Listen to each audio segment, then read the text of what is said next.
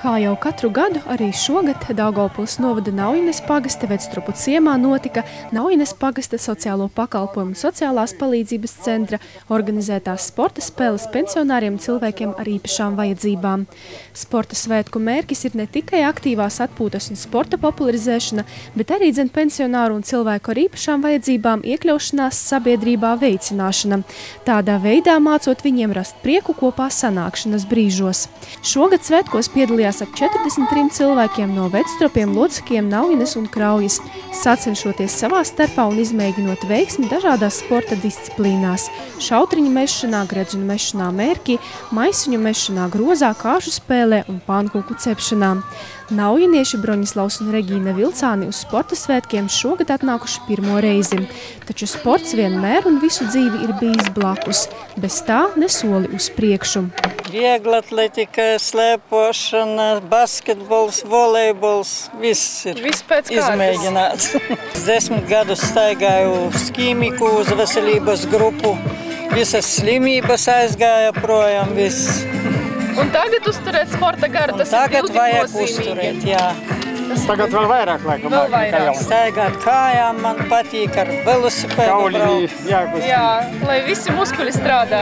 Un dārziņā arī pastrādā. Arī palīdz, vai ne? Arī sports. Kādās disciplīnās varbūt šodien spēkus izmēģināsiet? Nu, vot, riņķus metīsim. Visu pēc kārtas? Visās varbūt ne, bliņas necepšu. A, kāpēc? Kārtas, vot, sieva tā ir labi spēlē. Man nepatīk kārtas. A šita visās 4 mēģināšu. Ar prieku varēja vērot sporta svētku dalībnieku pateicīgās un priecīgās sejas par šāda veida pasākumu organizēšanu.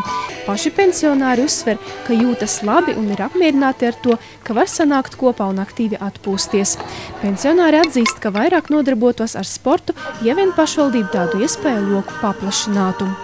Bijušais veselības skolas dalībnieks Boļislavs Purmalis sporta svētkos piedalās regulāri.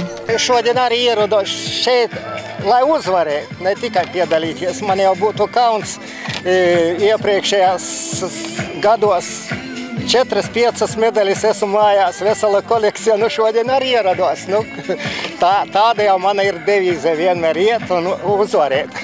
Nu kā paveiksies, es respektēju arī konkurentus, viņus, lai viņiem arī veicas. Es priecīgs, ka šodien arī te pietiekami daudzi cilvēki, un tā jau mūs arī sveicīja, teica, tā jau ir uzvara, ka mēs no mājām esam izgājuši un šeit atrodamies.